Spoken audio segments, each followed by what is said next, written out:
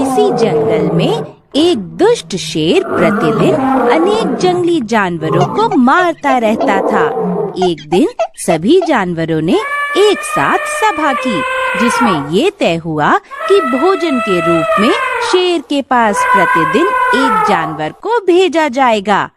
एक दिन चीकू खरगोश की बारी आने पर वह शेर के पास जानबूझकर देरी से पहुंचा। शेर द्वारा देरी से पहुंचने का कारण पूछने पर उसने कुएं पर दूसरे ताकतवर शेर के मिलने का बहाना बनाया, जो स्वयं को जंगल का राजा कह रहा था। दूसरे शेर की बात सुनकर दुष्ट शेर गुस्से में आ गया।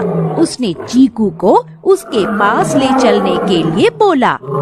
चीकू ने कुएं के पास ले जाकर कहा कि यही उस ताकतवर शेर का ठिकाना है।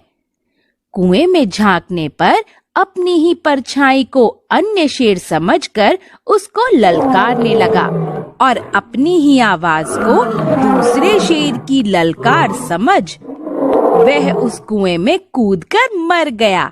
इस प्रकार चतुर खरगोश ने अपने साथ साथ सब जानवरों की जान बचाई।